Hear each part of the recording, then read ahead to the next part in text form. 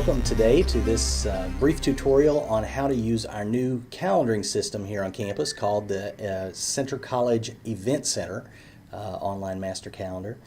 My name is Keith Folks and I am Chief Information Officer in ITS, and I'm glad you've joined us today. So let's get started on using the new calendar system. So the first thing you'll see is a login screen, and you'll want to log in with your normal email username and password that you would normally use for those things. In addition to that, you don't really have to log in if you just want to view the schedule. So you can actually click this item here and it will take you to just the view screen for the schedule. But we won't do that. We'll log in because we intend to actually make a reservation. So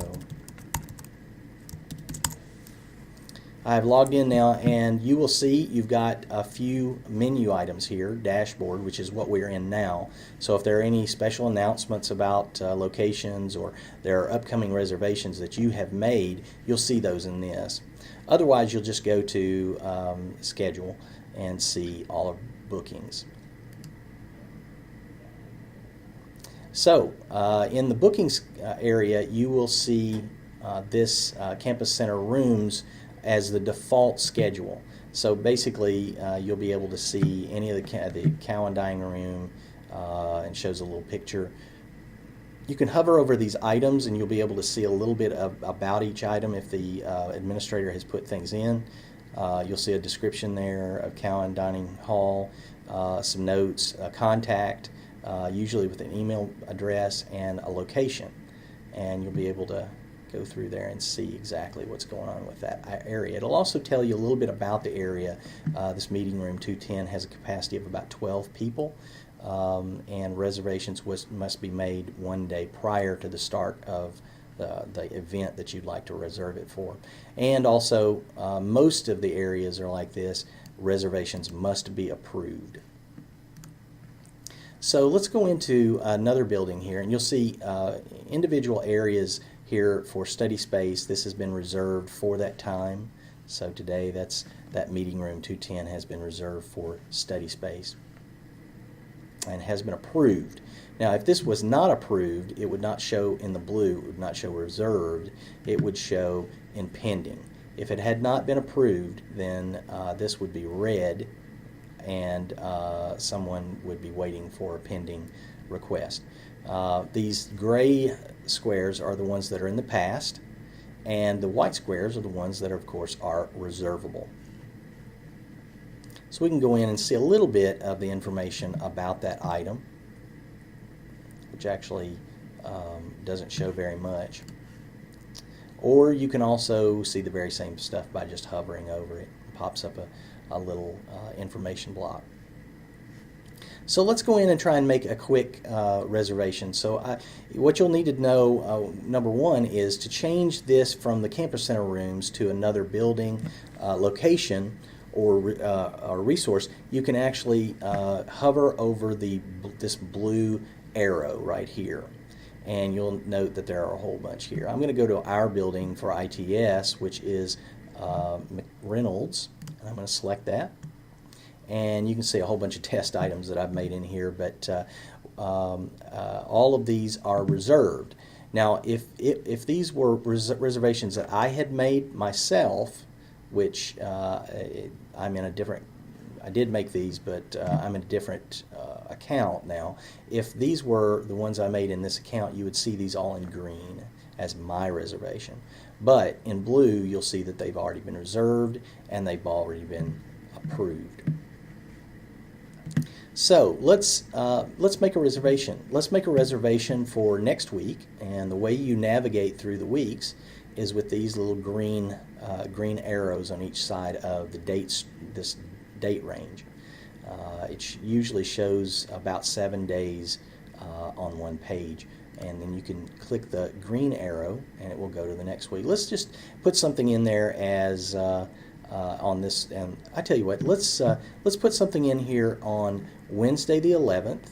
That's 12/11/2013, and we're going to do this at 2 o'clock to 3 o'clock. So start at the first square and go to 3 o'clock without going over. That would be 3:30, so you want to go to 2 to 3. And that will show you this, this entry screen. Now you can edit the begin date with this pick list, pick calendar that comes up, and you can change that and go back and forth within the month, or the end date if it's a multi-day event. And we can also change in this screen the begin date, begin time, and the end time.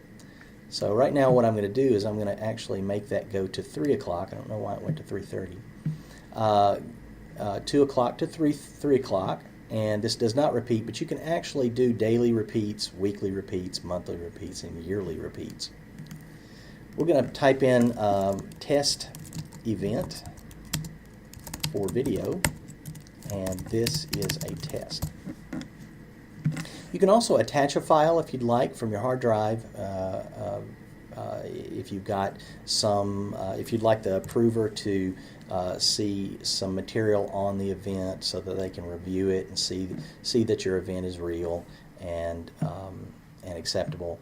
And then you can also have it send you reminders before the start time or before the end time. I don't exactly know why you'd want to do this, but 15 minutes, you can also change that to 30 minutes and on and on. Or you can do hours if you check it, or days, so it'll give you a reminder. So we'll create this, and you'll note that it has been created, but it is pending approval. You'll be notified by email when it has been approved. Now you'll get an email message saying that a reservation's been made in your name, but you will get a later email message if this has been approved. And also, very important, if you need a special furniture setup, chairs, tables, or a technology setup, you will definitely need to click this item. Please click here for the form. And this is an online form. You can click there, and it will, when you fill this out, it will automatically send it to the people that need to get your information to do your setup. Otherwise, you will not get a setup. So you may not have the chairs you need, tables, technology in there, unless you make sure to click this item and fill out that form and send it. Okay, so we're going to close, and we will see our item in there as pending. And pending means it is waiting for approval. And they will, the person who is in charge of that meeting room in that place will approve or disapprove your item, and then put it on the calendar or decline it, and you will get an email message whether it has been approved or declined. Again, I want to stress to you, make sure that you fill out that room facilities form. It's very important that you do that to make sure you have the technology and the room set up that you need. So that's basically what you need to do in the calendaring system. It's pretty easy and kind of point and click, and we hope that this will help you to organize your reservations a little bit better and make your day a little easier. Thanks, and hope you can hang with us for a little while and look at some of the other quick videos.